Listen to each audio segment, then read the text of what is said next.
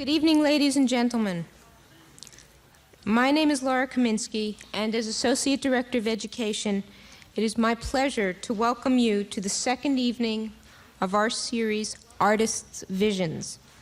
This series, now in its fourth season, has provided an annual forum for leading painters and sculptors to present their aesthetic philosophies, to discuss their approaches to their art, the sources of their inspiration, and to share with you their feelings about the evolution and development of their life's work. The format for tonight is as follows. In just a few moments, our guest, Elizabeth Murray, will present slides of her work, which will serve as a visual point of departure for the ensuing conversation with series moderator Patterson Sims. The evening will conclude with an opportunity for you to ask your questions, which you may submit on the index cards you received upon entering the hall. During the course of their conversation on stage, the ushers will come down the aisles, collect your cards, and bring them backstage for presentation. We're delighted that Patterson Sims is moderating this series once again. He has served as Associate Curator of the Permanent Collection of the Whitney Museum of American Art since 1976, and will immediately, following this second evening tonight of Artist Visions, assume the position of Associate Director for Art and Collections at the Seattle Art Museum. He will, of course, be back here for the remaining two evenings of the series, but we're delighted and thrilled about his new appointment and know that he will bring very good things to Seattle. Our guest tonight, Elizabeth Murray, was born in Chicago in 1940, received her BFA from the Art Institute of Chicago and her MFA from Mills College in Oakland, California. Her work has been shown in group and individual exhibitions throughout this country and abroad, from New York's Paula Cooper Gallery to the Gallery Mukai in Tokyo. Her work has been shown at the Whitney Museum, the Art Institute of Chicago, the Los Angeles Museum of Contemporary Art, the Corcoran Gallery in Washington, D.C., and many others. Elizabeth Murray describes her work, which is often constructed from several oddly shaped canvases pieced together to form a whole, as zany or quirky or just plain weird. Tonight, we will allow you to be the judge of that. Please join me now in welcoming Patterson Sims and Elizabeth Murray. Thank you.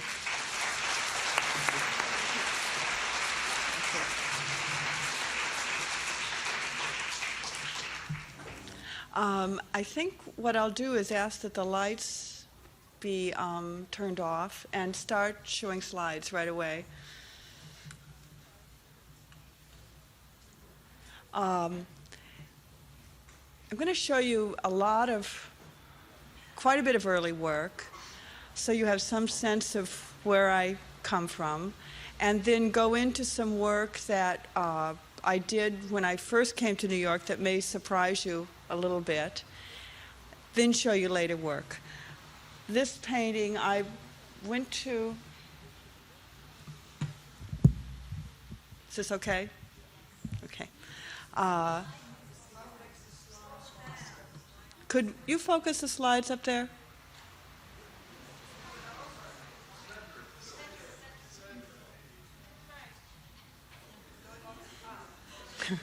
I don't have anything to do with this.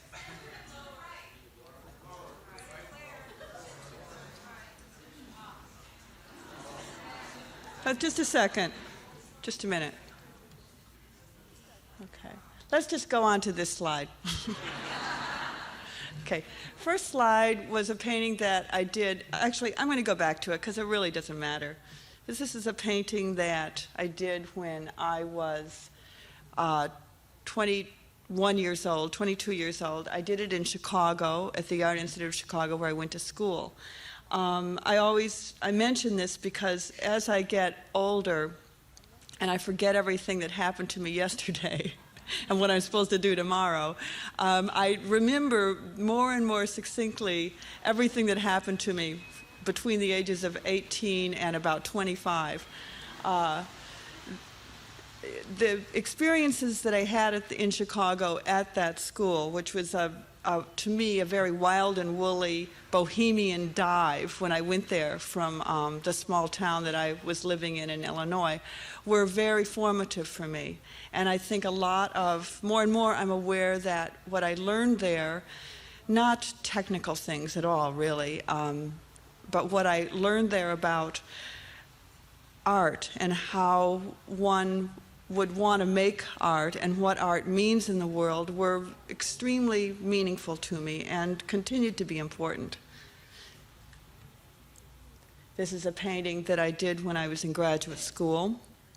It's a very large painting. I began at that point to work on quite a large scale with scads and scads and tons of a very cheap oil paint that you could buy at a paint store in San Francisco at that time. This would be around 1962.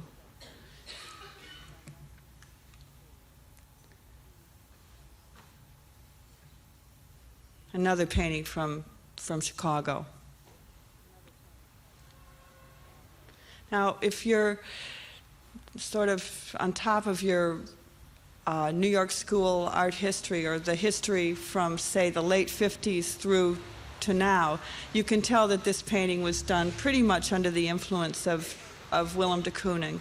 The Art Institute has a beautiful painting of his there called Excavation, and I literally copied the motion of his brushwork to do this painting. This is not my painting. This is a Cézanne that I was looking at in Chicago at the time, and I'm just going to show you a few more paintings that I looked at the museum.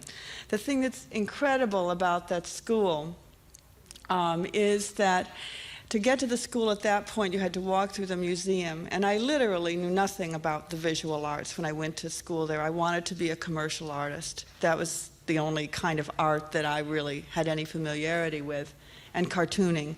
When I got there and started to walk through the museum, I began to see these paintings.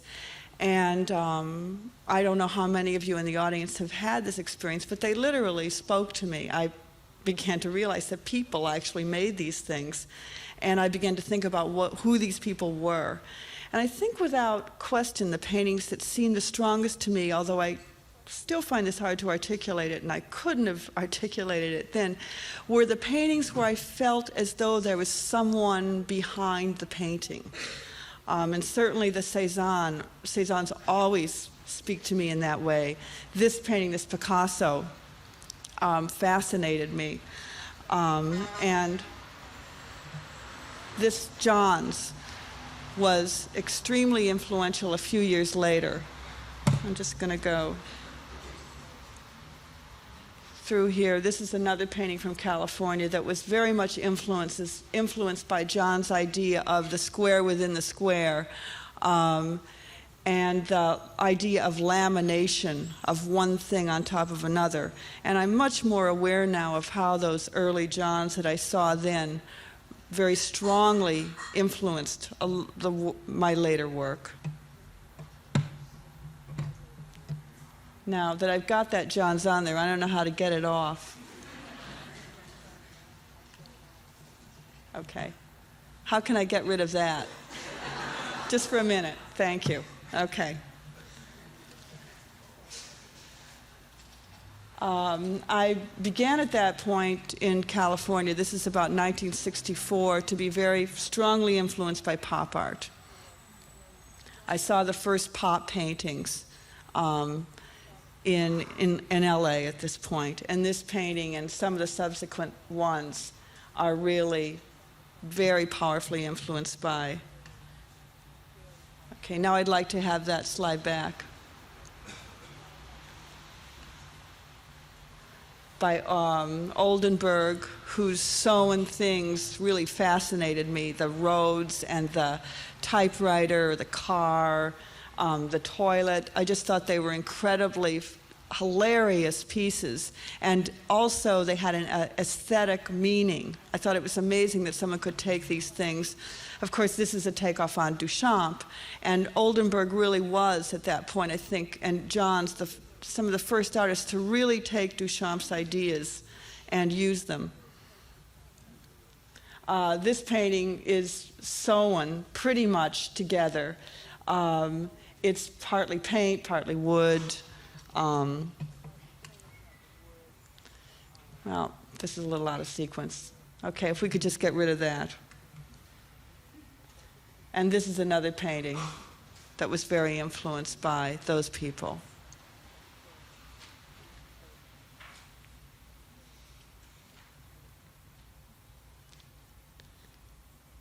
So at this point, I was living in Buffalo, New York, and teaching there, and getting ready to move to New York. And these next works, when I got to New York, I found a loft on 28th Street. Out of my back window, I could see the Empire State Building. And a lot of the paintings that I'm going to show you now are really paintings about an artist at sea. I really didn't know what to do, and I was terrified by the city and by the fact that I'd actually gotten here.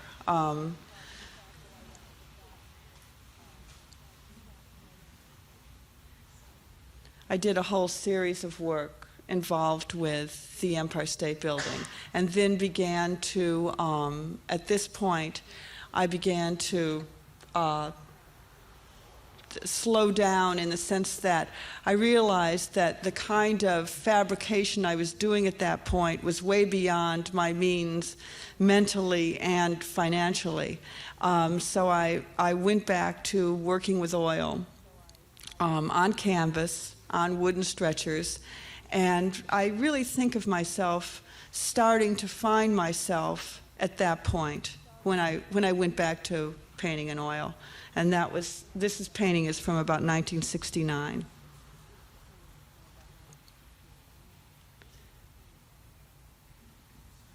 I worked very small during this period of time. Could we get that a little better focused? These are home slides, so.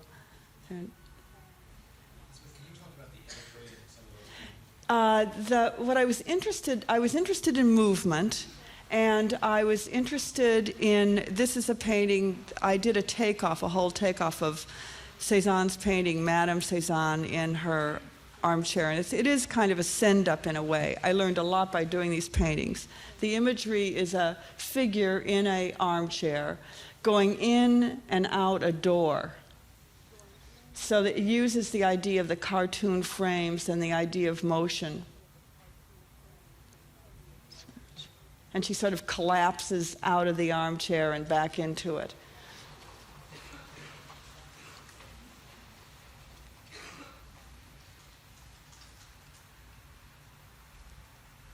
What I began to get interested in over a period of, this is a couple years later, was, whoops, I don't want that. Yeah, thanks. I began to really look around, and I did this pretty much right away when I got to the city, but the people who were really on the upswing there were the minimalists and the process people.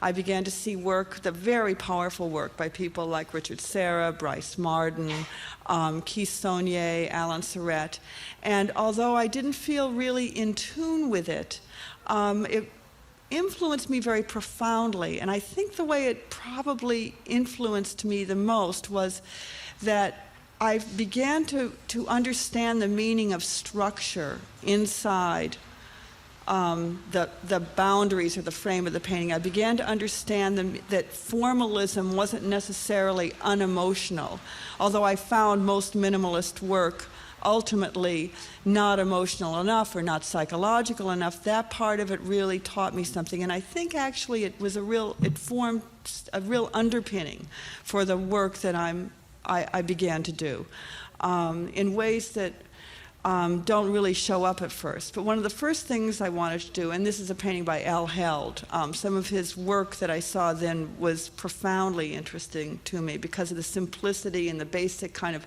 clunky shapes that he used.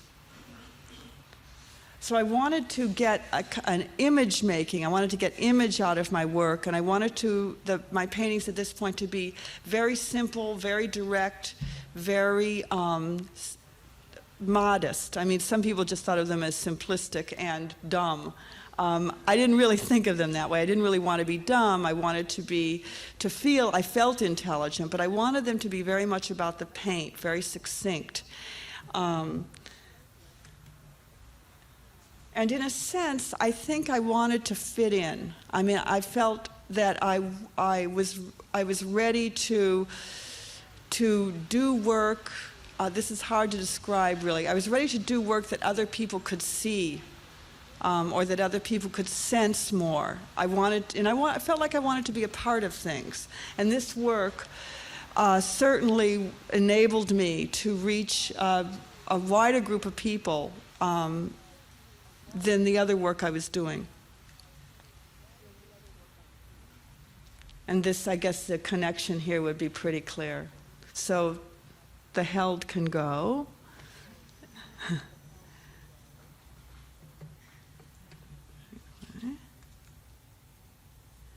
This is the first shaped painting that I did. I did this out in California in 1975 or 76.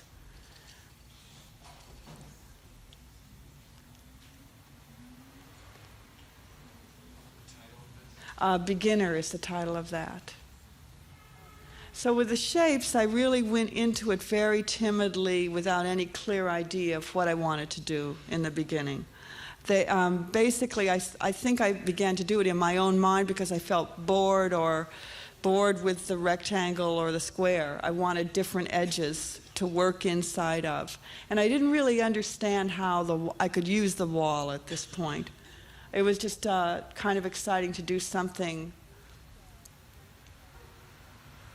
different.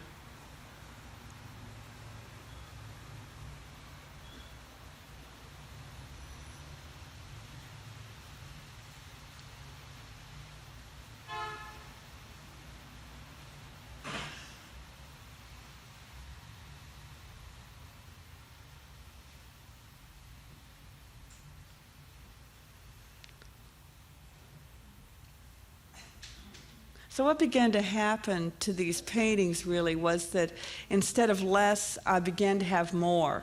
I mean, I went sort of to taking out, to reducing as much as I could, and I began to find myself putting it back in terms of color, in terms of shape. And the shapes began to be more figurative. The space began to have a more kind of room-like feeling.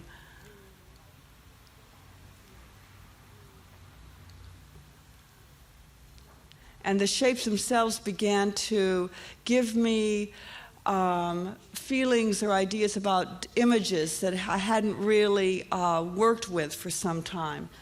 This brings us up to 1979 or 1980. It's a painting in 2 panels. And it is flat, and it's not as shapy as some of the other paintings, but I think that this painting gave me ideas for future shapes.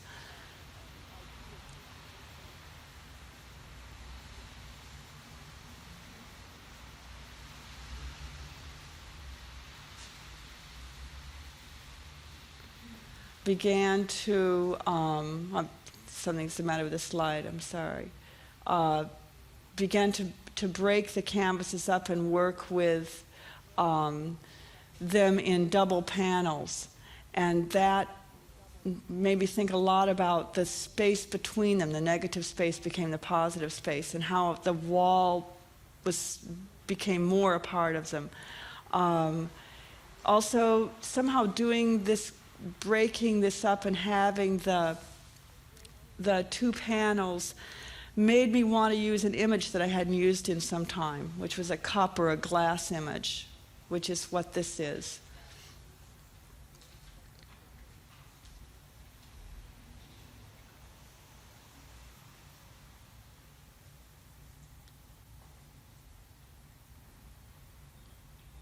The painting before was 5 or 6 canvases just stacked together. And they were just canvases that I had lying around the studio. I was going to do a series of small paintings, and instead I felt like doing a larger one, so I put the 5 of them together. This is a much more planned contrivance with the use of the small shapes. I made the small shapes first, thinking about the whole, then put them on the wall, and then painted the image inside of them.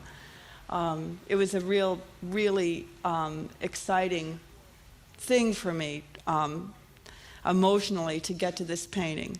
I felt as though I'd finally, for a few minutes anyway, gotten to realize this, something that had fascinated me and interested me in my work for a long time, which is really ideas about conflict and wanting to get that feeling of tension and conflict into the work, and then some kind of resolution. And with this painting, the idea of having the cracking shapes that can't ever go together and make a whole. If you tried to take the shapes separately, you couldn't make a whole out of them. It's not like a puzzle in that sense, but they look like they could almost go together. And then having the image bring the things together was very satisfying. So I did another, where basically it's the same, I use the same idea. The only difference was that with this I removed and added shapes and built, after I did the basic thing, I added and shapes to it.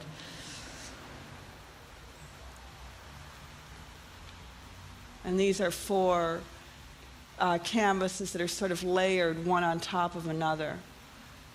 And that again sort of makes me think of the John's layering flag thing and what that kind of meant to me later.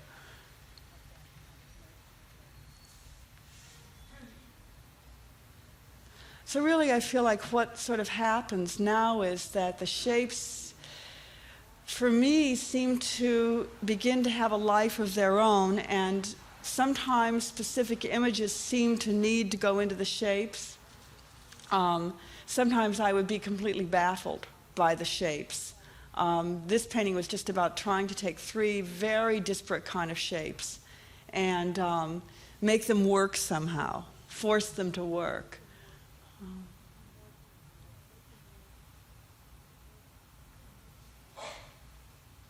This is more using a cup image.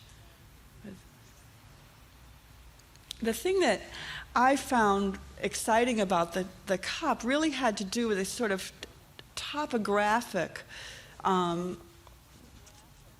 meanings that a cup can have. I mean, a cup can be many different shapes and forms, and the other exciting thing about it is that it's hollow, so it has a potential to be flat and has a potential to be 3-dimensional, and something can come out of it.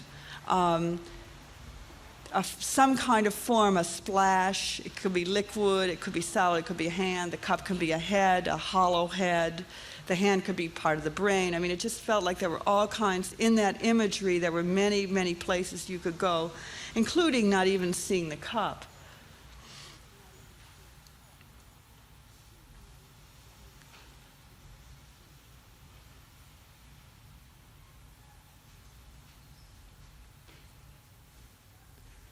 So from the cup imagery, and of course the imagery has so much to do with how the shapes are put together, I got to a table. And from the table, which is the big green shape, I got to a sort of bed chair behind it.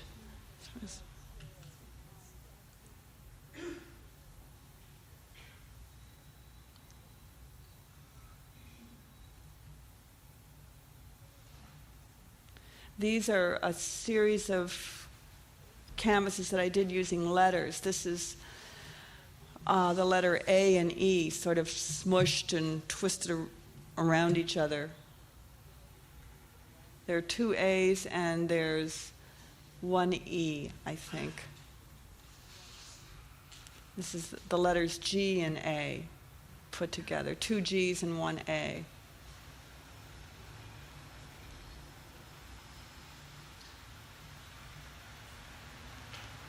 And these are This painting is called "Can You Hear Me?" and it's I made I made 4 or 5 shapes. The numbers 1, 2, 3, and then an exclamation mark, which sort of blops over the 1, 2, and 3.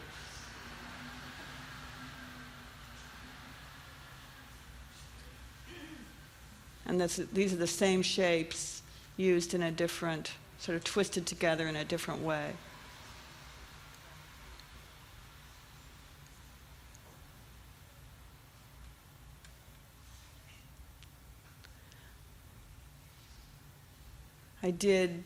I wanted to work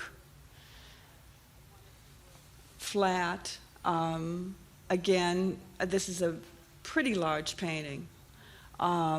Just to see what the images were that I was using, and to also see what it felt like to work on a flat surface, because at this point, the painting, it's very different to be brushing and using a palette knife over this bumpy relief surface. It's very exciting, but it makes you think in a totally different way about the painting, and just to scrape and paint on a flat surface is a very different experience. So I wanted to see what that felt like, because I mean, there's always a kind of questioning that goes on as the work gets more elaborate. You think, wait a second, why can't I paint flat on the wall? You know, it's what's going on here? Am I tricking myself in some way? Am I afraid to do something or see something?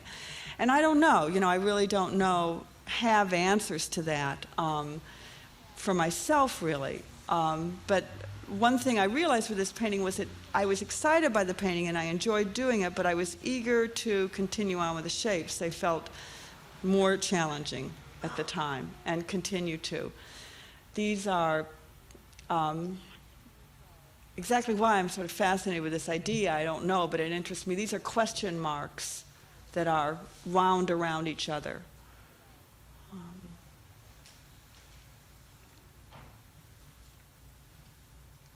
And the images of sort of a cracking, breaking table, which I've been using quite a lot lately. I was excited by it in this shape because of the kind of very sensuous, winding quality of the shapes themselves. And I've been interested in the idea of a melting canvas, of what would happen if you took the image I'm thinking of in my mind, or the action, is taking a canvas and actually twisting the corner or folding it back or dog-earing it in a way. And this painting is the first one that I did thinking about that. I guess probably that sort of corner that twists around comes, well, that one to the left comes maybe 14 inches off the wall, maybe more. And this is another painting using that idea.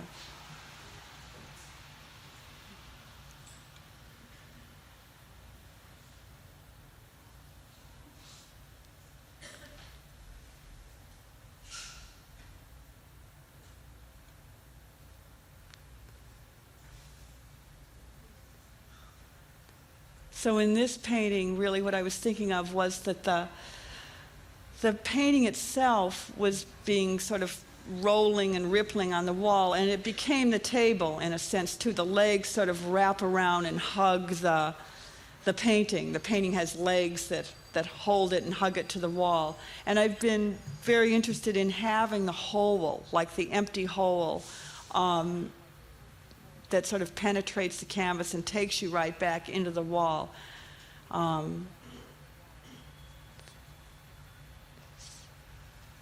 Sort of more work trying to use those ideas.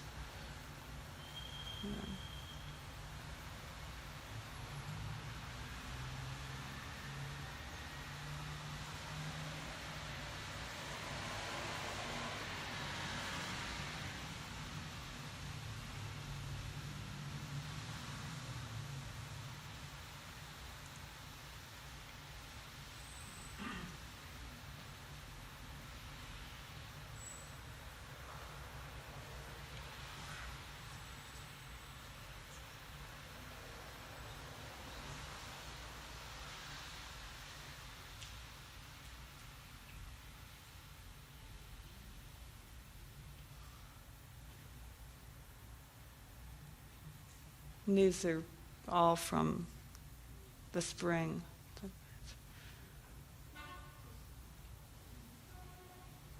So I think that's it.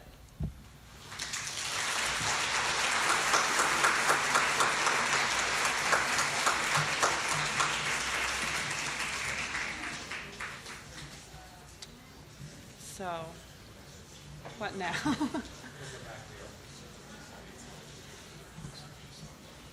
What?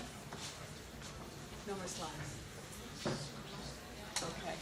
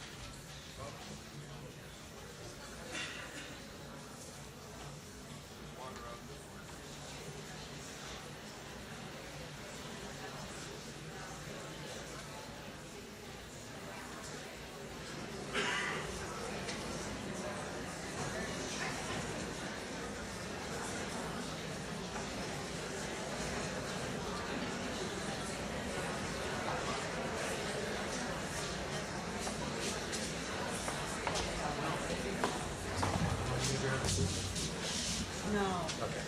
Well, we'll be back in December. it'll be even more. I was just telling Elizabeth how I've seen a lot of those paintings, obviously, over the years. And the last group of works that deal with the table motif were in her recent exhibition at her gallery in Soho, Paula Cooper. But just how great they look and how impressive they are. We always have this experience of getting a little distance on something and really being able to see it much better. And that really puts me in a mind of remembering that about 16 years ago, I met Elizabeth. She was a single woman with a child living just a few blocks from the Bowery in a loft kind of apartment building that might as well have been on the Bowery. It was a pretty rough place, and we were negotiating over getting a dishwasher, a clothes washer or something that I was going to help her try to get in some way. So there she was, this single mother, small, screaming child, kind of cramped quarters, big ambition, remarkable paintings that one could already tell were going to get more remarkable in time. Now Elizabeth is married, has 3 children. She has a pretty wonderful loft in Tribeca, a new working space on another floor in the building right below that loft. She has a house in the country, and things seem to be going I've got it made. pretty well. And she's really happily married. I mean, it's really a wonderful marriage with amazing kids. Now, what does it make you feel to have had these 2 kinds of chapters in your life? What is all this sort of successfulness kind of, what thoughts are occasioned by this kind of successfulness? Well, when you describe it like that, it feels like a whole basic part of my life just sort of dropped away. It just wasn't there at all.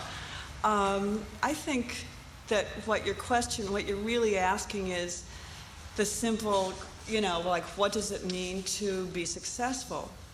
And I think that, first of all, it's fantastic to be an artist in this society and find yourself getting rewarded for it in any kind of a way. And I think all of that is very positive for everybody. What on the negative or the debit side of it is that I think success basically, or the kind of success that one can have now in New York City, can be a very frightening and disturbing one. Because first of all, artists, I think, have gotten very confused with the movies in some way. And with artists, people seem to think that artists should be, who are really, for the most part, I think one needs to do your work in a great deal of isolation. One is not a movie star or necessarily kind of photogenic or wants to have people running around taking pictures of you in your studio all the time. And there is that kind of a pace to things. But I think that that's minor compared to the sort of pressure that you feel, that I feel about my work at times. And I think that part of it comes, a lot of it comes from living in a city that's gotten increasingly uncomfortable and disturbing to live in a society that's gotten increasingly uncomfortable and disturbing to live in. I don't think it's all New York's fault. And what being successful in relationship to all that, you know, really means in the world. Sometimes I feel guilty that I have things that other people can't have or would never dream of having. So there are all those things. I think it's very, very complicated. On the other hand, I can really say that it makes me very happy to think that I can do my work right now, that I can do the things I want to do, that I can raise a family and, you know, do these things. I think it makes me very happy, and I'm very glad about it.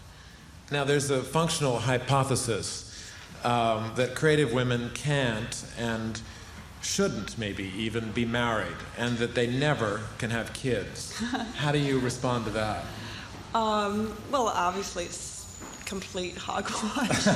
But I think that there's a reason for that. Like when I was in art school, I remember at one point in art school, a young man saying to me, what's a nice girl like you doing in a place like this? And I remember who he was, too.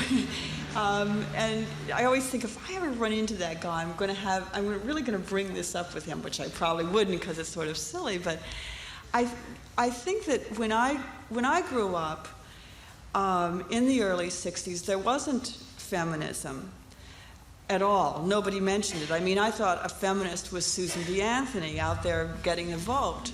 My political consciousness at that time was extremely low, practically non-existent when I first began art school. I think that women then were just as ambitious in a sense as they are now, but they had no real role models at that point at all. I mean, all my role models were men. The painters that I cared about were all men. They were my heroes. It never occurred to me to try to really look to other women. And certainly one thing that was clear to me, that to succeed, even though I didn't tell myself this in so many words, the idea that I would ever get married and have children was, forget it. I mean, it was just something that I would never, ever do, that one couldn't do. Like, to be an artist, and I wasn't thinking about success in terms of galleries or money. I was thinking about the devotion you needed to do your painting. You had to lock yourself in a garret and sort of aestheticize yourself constantly, that was really what you had to do to make your work. So when I did get married and have children, it was, you know, it was a big surprise to me. I think that there's no question that it's a difficult thing for a woman to do. And it's much harder, absolutely much harder, I think, for a woman to have a career and raise a family. But it certainly can be done, and I think a lot of women are doing it and finding ways to do it and still do everything that you want to do. I mean, the reality is, I think a lot of women now really want to have everything, and men don't have that kind of pressure. Although I think more men are finding that they want to do those things too, that they not only want to have a family, but they actually want to really know their children and take care of them in a different kind of a way. And I don't think that men haven't done that for generations. I think because they necessarily haven't wanted to. It's just that culturally it hasn't been something that's been thrown up to them. All of us, I think, have probably seen, if we wander around town, especially downtown, the remarkable placards of a group of people known as the Guerrilla Girls. They're constantly proving to all of us how sexist the art world is. A lot of those issues you've touched on, but how sexist do you think the art world is? Well, let's see. I think that in this country, I think the Europeans are, I find that situation, especially for women in the art world, not necessarily in dance or in theater, extremely sexist. For some reason, a lot of European curators and dealers simply do not want to deal with you and your work if you're a woman. All the reasons, I don't know. In America, I think it's very different. I think that women are really being seen and are being dealt with here, that it's much easier. I think certainly there's a degree of sexism. There are certainly men, although I must confess I've met not that many who find it difficult to deal with the idea of a woman making strong and confident work, that's very hard for them. But I really think that's rapidly changing. I think what's happening now is that I think that the Guerrilla Girls are absolutely right. I mean, they certainly oversimplify things, but their way of going about it is very good. They've done more for women than has been done in years in terms of bringing the problems that women have forward. You have a particularly good relationship, or at least it's always appeared that way to me, with your dealer, Paula Cooper. How can you describe what makes that work? Well, I think part of it is that we've known each other for a long time. And I think part of it is Paula Cooper herself, who's a really fantastic person and has a clear vision of what she wants, what she wants in terms of what art she wants, she thinks about and what's important to her. And I think that makes a big difference. I mean, what I mean by that is that Paula isn't really involved in having a group of artists because they're hot necessarily or trendy, or she really wants to care about, it's important for her to care about the work that she shows. And even though I think sometimes Paula's gallery, I would want maybe sometimes Paula to show a few more younger people, that would really pick things up a little bit, make the gallery more interesting. I understand why she doesn't do it, and she may be right. But we've known each other for a long time, and when I began to want to show my work and feel I was ready to, there were just so few choices. I mean, now there are millions of choices for young artists. It was so unconfusing. I mean, there were two people who I was interested in. One was Klaus Curtis, who had the Bykirk Gallery, and the other person was Paula. And Klaus saw the work and was more confused by it than anything, and Paula saw the work and was interested. So it was Paula that I began to work with, and I feel lucky. I was going to ask you if you've gotten to know some of the people who collect your work, and what does that make you feel? To get to know people who own your work. I don't know too many of the people that own my work, and I don't think I would want to. He wants me to say something that I said I'm not going to say it. There's a retrospective of your work which is currently circulating, which has a lot of works which are on loan from some of those people. And I wanted to get a sense from you what it's like to have gone down to Dallas and have seen this show and see that much of your work in one place. Do you have the experience that, say, Frank Stella talked about in some of the interviews about his show that's going on now, of seeing his show and really, in a way, almost changing the way he worked as a result? The first time I saw the show in Dallas, I really got a lot out of it. I saw work that, it's not that I thought everything looked so fantastic, although I was relieved that it looked okay. I I more looked at things and began to see threads of things that I really wanted to pick up on, ideas that weren't finished. I got a lot of ideas of things that I wanted to work through on. I can't say, I mean, that was really last spring, that there's anything specific I've done since then that has, maybe there's, I don't know, it was kind of a release. And then I have to say that as I've seen the show, it has gotten more and more boring. There's paintings I wouldn't have in the show. As I've seen the show, I've gotten more critical of the show. This show, by the way, is coming next year to the Whitney Museum, and it'll probably be changed a little bit when it's there. Yeah, I mean, I think that if it were going to come to the Whitney as is, I would be in despair. But we'll be able to add more paintings. Well, I was very struck when I looked at your slides tonight, and I thought about that Cézanne still life, which was the first slide of the influences Elizabeth showed, and I thought, I wonder how that's gotten to her. Obviously, Cézanne has gotten to almost every artist who emerged after about 1890, but I thought, how did it really affect Elizabeth? And one could see structurally how Cézanne's attitudes were there, but then I also thought about that table, and I thought about the way Cézanne was so imaginative about making a table that would be maybe 4 inches in height on one side of the canvas and about 3 inches when you really calculate it on the other. Are those kinds of influences, those sort of subliminal things, like, say, a Cézanne table suddenly becoming important to you, is that what happens in your imagery, or is it something much more distinct, like there's a table in your room and you suddenly start thinking about it in a new way? Well, I do think that the thing that Cézanne does in his paintings, of all those, of course, it's not as exaggerated and grotesque as it can get in my work in those shapes, which I understand are at times exaggerated and grotesque.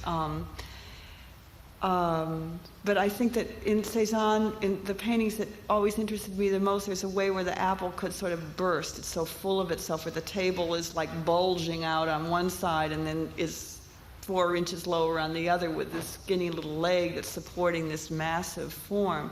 And I think that when I saw those things, when I was much younger, I didn't tell myself those things, but I think that everything that you see, and I'm sure with other people it's other kinds of things, I don't think there's anything I've ever seen, any kind of a painting that hasn't registered with me in some way, unless it's just something so terrible that no visual thing comes forth from it. And anything strong, you really registers, and I think stays in your mind and comes out in your work in some way. Before I get too carried away asking questions myself, if you have some thoughts and questions, I think you have sheets of paper, little cards, and you should write them down, and then somebody will pick them up in about 3 or 4 minutes. But I don't want to hog all this time. It is pretty wonderful to talk to Elizabeth, especially in front of a lot of people when she has to answer. Let me just say one thing that always fascinates me about groups of people who emerge. As I said, I first got to know you about 16 years ago, and I noticed at that time that, you were very much an individual, but then as I got to know you, I realized that you had connections with other people, as it were, in your generation. There's a generational theory of creativity which says at a given moment, people will arise and emerge, and they're all going to be about the same age, and they're going to have very complementary ideas that will be expressed in the sensibility that they're evolving. Now, Jennifer Bartlett, for instance, who's an artist whose work many of you know, she had a retrospective in the last year at the Brooklyn Museum. Her work is also shown at the Paula Cooper Gallery. Jennifer was actually a friend of yours from college days. I mean, you knew her right in the beginning. Joel Shapiro and John Borofsky were artists you got to know very early on here.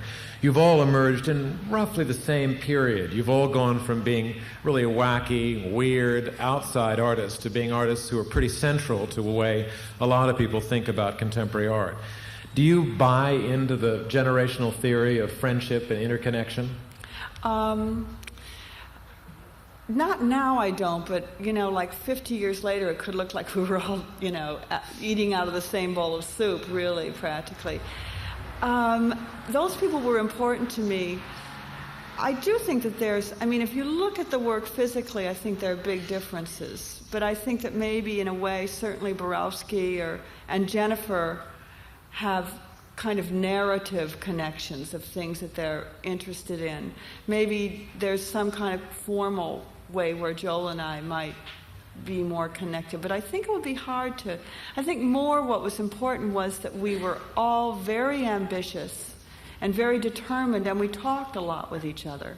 We really talked a lot. And there were other people that were there too, that John Toriano was one of the people, Gorjoff. That was a little bit later. But I think it's more, for me right now, I would say it's more the talking of ideas, like finding people who are feeling the same things at the same time and wanting the same things, maybe. Well, it seems to me that one of the things that you might have all been feeling, and this was definitely emerging out of a sensibility of minimalism, which was so dominant on the scene when so many of you began to find your own vision, was that you wanted to make an art that did have content, that did have a kind of meaning to you on a very biographical, diaristic level, and might also connect up with the world at large. If that is the case, and if your work does really participate in a very heavy-duty biographical stance, what are your aspirations for the personal qualities of your biography working their way out into the world? Well, I think right now what I'd like to feel in my work is that it's connecting up more with what's happening outside. It's not to be like overly critical of work from the past. I think that, but I would have to say that a criticism I might have of certain pieces is, I won't say that they're too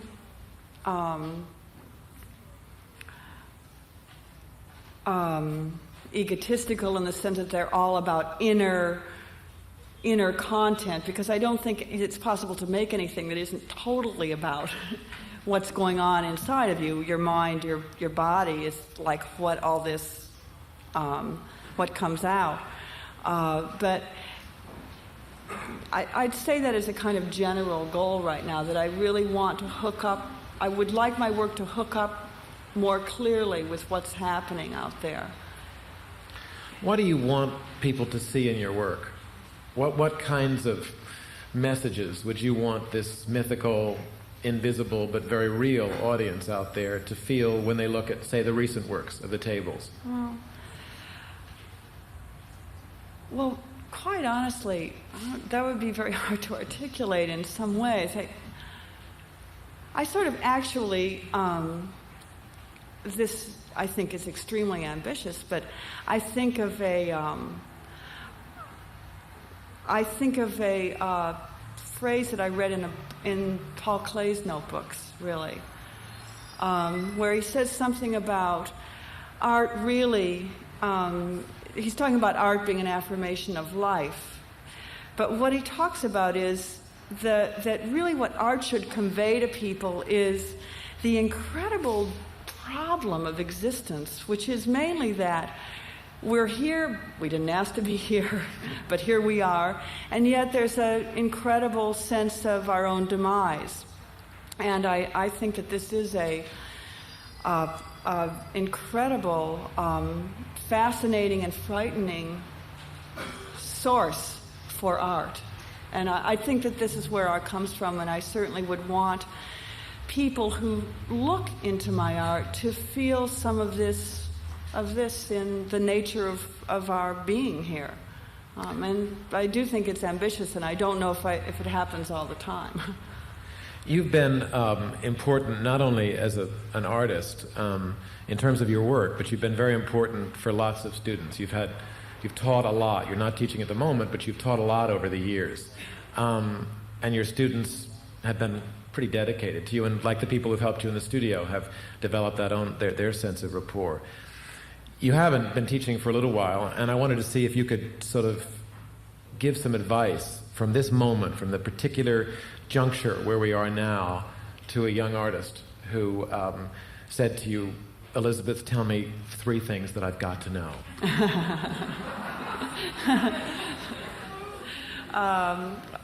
Okay, I'll try to answer that seriously. Let's see. Well, you could actually answer it in a mock way, and then you could Yeah. answer it seriously, because there are lots of cynical things you'd probably say, like, Don't do it. Don't do it. Give it up. Go back to Iowa City. I think that I probably would say, because students certainly have asked me that, and I think what I usually say is the most important thing is to do your work. And when you're younger, it's so hard to believe that you can be an artist and that you really could do this thing. And the only way you can begin to really do it is by forcing yourself to do the hardest thing of all, which is to find in your apartment or your room or wherever you are, to just make yourself sit down and try to paint what's going on for you, try to paint out your ideas. And it's not, by saying that, I'm not really saying practice makes perfect, because it doesn't have anything to do with that. I mean,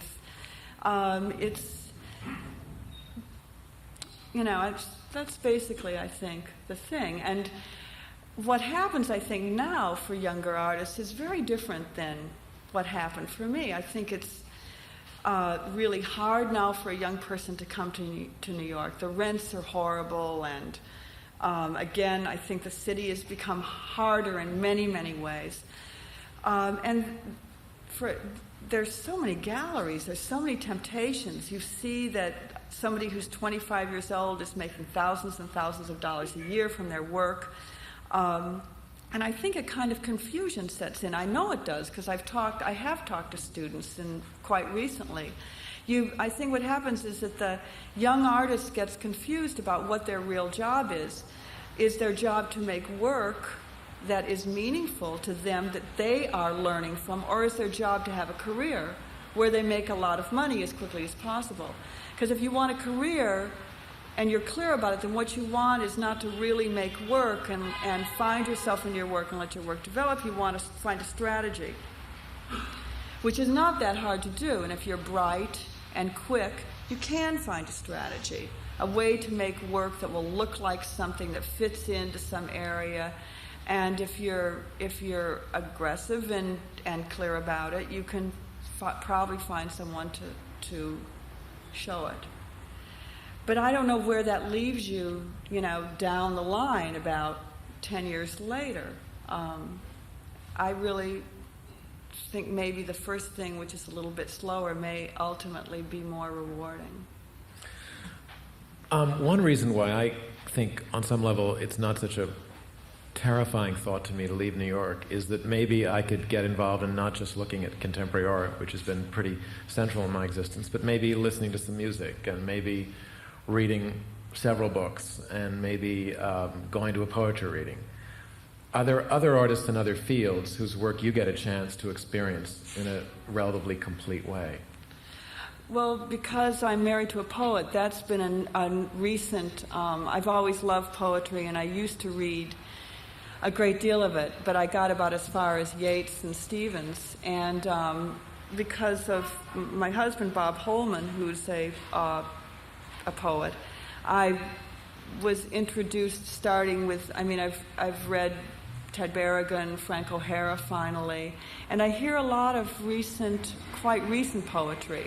And they'd be mostly names that you wouldn't know, like Eileen Miles or Bernadette Mayer or Barbara Barga, a lot of women, John Godfrey, John Ashbery is very well known, but to be connected with a whole different group of artists is very exciting for me. And the reality is that right now, the thing I do is I go see a lot of art. And it all seems interesting, important to me. I used to read a great deal and see a lot of films, and I don't find time for it, which I miss.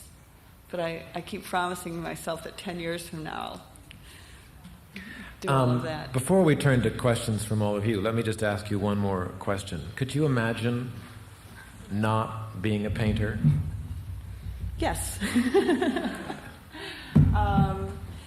Not really. I sometimes have fantasies that if I couldn't do paintings, that I would try to make films. That would be a very exciting thing to do. But I I can't even begin to, and I'll start writing these film scripts in my mind. And this usually happens when, at one point, quite seriously, I really began to feel that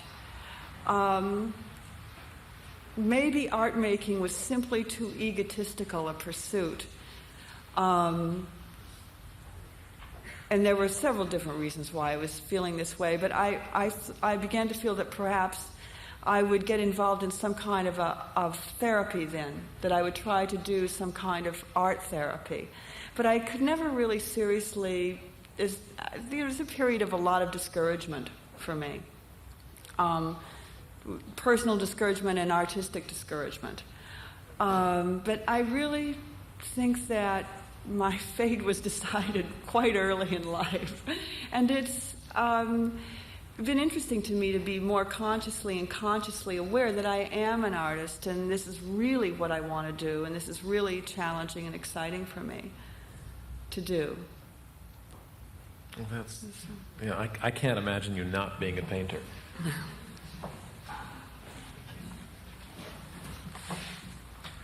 Let me just ask, I'll flip these for a second, but this is like the 64th. I know it is.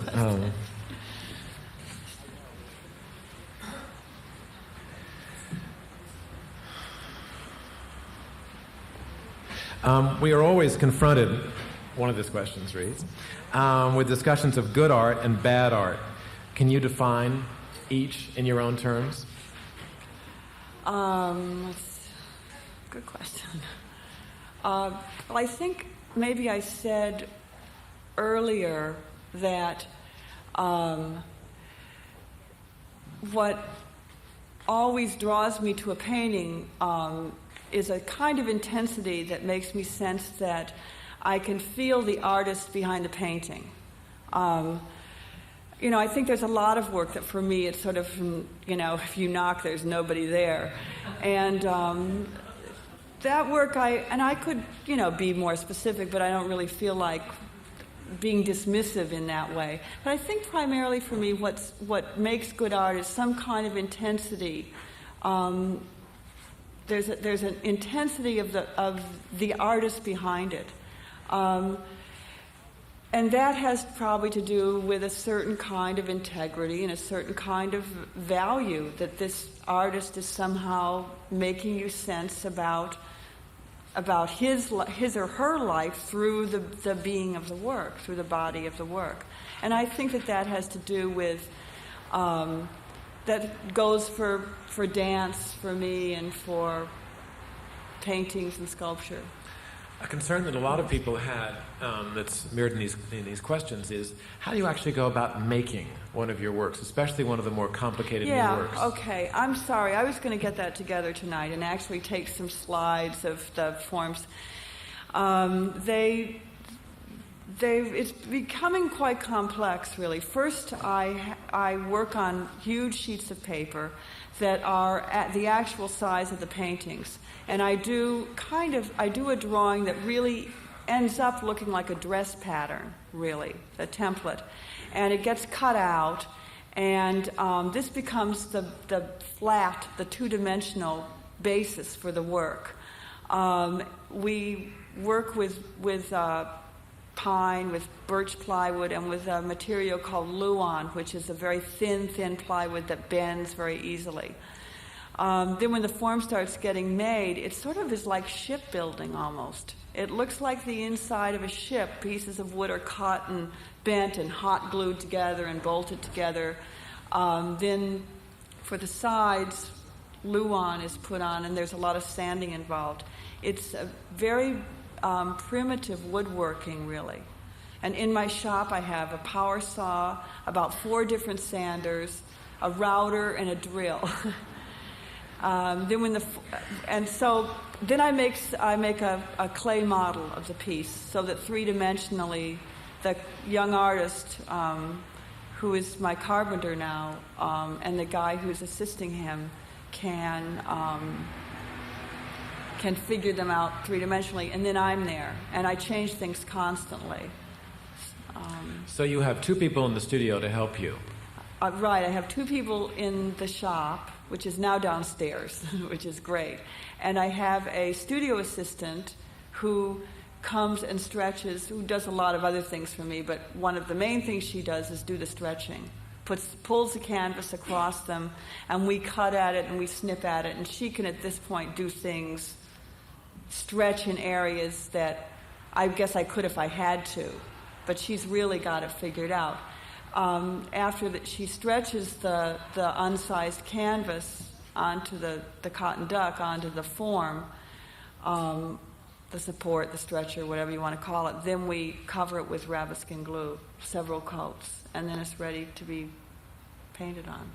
So you have a kind of team working with you. Yeah. At this point, I've got 3 people who work for me. And what began to happen was I can't stand to have anyone around me when I'm working. So my shop was right where I was making the stretchers, and as the stretchers got more elaborate and took more time, I had to leave the studio so they could come in and work on the stretchers. And it was just kind of impossible. I had to do less and less work, or I had nothing to work on. How many works do you have in the studio at any given time? Well, there are 3 right now. And that's pretty typical of having 3 different things going. Well, I'm working on one thing. The other 2 are pretty much finished. Now, another question was much more prosaic. How did you make money before you started making money from your art? Let's see. My first jobs were when I was in school. I worked as a check girl, co-check girl in the museum. I had a lot of jobs in the school. I waited tables. I did a lot of waiting tables. The best job I ever had when I was a student was the hat check girl at a very expensive French restaurant in Chicago. Before I came to New York, I was teaching in a small women's college, and then when I came here, I taught kids for about 3 or 4 years. I had several different jobs in private schools teaching children, which were about the most draining, difficult work I've ever done. That's hard work. It's fun, I think it's one of the most rewarding things you can do, but it's really difficult. And then I finally began to get jobs working in colleges, which was just fortuitous because feminism in the early 70s became the word of the day, and all of these colleges were rushing around trying to hire women, not to give them permanent jobs, but just to come for a few days or to do this or that. Today is election day, and so even when we're not political, we think a little bit more about politics. But I know you have pretty strong feelings about political issues and about the leadership of this country and sort of world affairs. That doesn't clearly manifest itself in your work. How can you kind of connect up with that part of your being and your art? I really feel that right now, and I could be wrong, and I think this is exactly where one should keep one's mouth shut. My feeling about my work now is that it is coming pretty close to the feelings I have about what's going on in the world today. I think that the forms and what's happening inside of the forms do reflect this more. I don't think everyone sees it that way, but I feel it that way. The reason I sort of hesitate I don't think I could ever do work that would deal with specific political issues in the way that maybe Sue Coe's work deals with it. Or I'm trying to think of some other... I think that the artists actually who are the most successful at this are the people like Barbara Kruger in a more specifically political way, and Cindy Sherman both of whom I think their work is very interesting and very successful in this way. But that's not a way that I find. It's not what I'm doing. It's not what I find exciting or challenging for myself. I don't know if that answers your question very well. It does. I have always been impressed by your candor, and am increasingly impressed by your confidence, the kind of confidence that comes out in your work, and it comes out in just a simple discussion. And I just want to thank you for those two traits, because I think as right there along with your art, it's this personal capacity you have to be totally honest and to be very strong amidst that honesty that has certainly impressed me. I will miss you. And I thank you all for coming tonight, and thank you, Elizabeth.